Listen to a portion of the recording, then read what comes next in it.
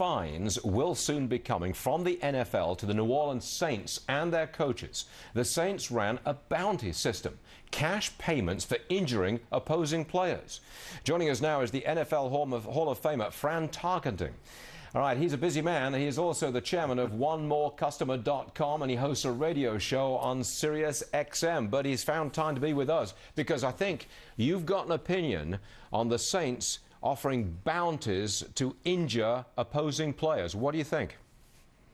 It's despicable. I played 18 years, Stuart, in the National Football League, and I've got artificial shoulders. I've got ACL in my knee, and I've got 150 stitches. It's a physical, tough game.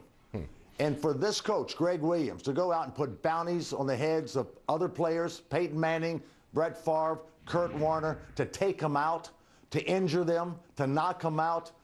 Roger Goodell, the commissioner of the National Football League, has been very consistent and stern on safety for the football players. It's a tough sport, but he has had fines for head-to-head contact. They're dealing with a concussion situation. But here, I think you're going to see lawsuits. This story is not going away. Well, you know what, Fran, and it's because it's a criminal behavior. Yeah, exactly. Just a moment ago, we had Judge Napolitano on the show. We told him that this story was coming up, and he said that is criminal behavior. They should take him to court. They should prosecute in court, and if they did that, that would stop the problem. What do you say? I think that should be done, and I think Roger Goodell is going to come down and at least suspend Greg Williams, the coach, and I think there are more coaches have done it. They're gonna suspend him for a long time. He might ban him from football. He should be banned from football. He's been doing this for years and years and years. And you take these young players, and if the coach says it's okay to knock a guy out, it's okay to cart him off the field, hurt him.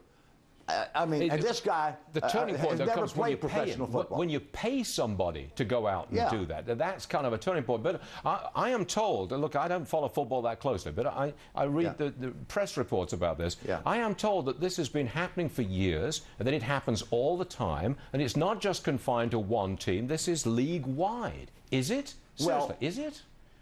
Not in my day. It did not happen.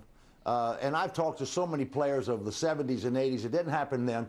But I think it's been happening across the board for the last 15 to 20 years. And I don't know how widespread it is, but they ought to get to the bottom of it. This guy, it happened with him at Tennessee, Washington, Buffalo, and New Orleans. These are places he coached. And so he's admitted he did it. They ought to go and investigate. Other coaches that have done it ought to be punished, suspended, and banned from the game. This guy should be banned from the game. And they ought to bring lawsuits. They ought to bring lawsuits and put an end to this, because this is absolutely criminal behavior. All right. Fran, you know what you're talking about here, and we appreciate you being with us to share it. Thank you very much. Fran, everyone. Thank you. There is no need to panic about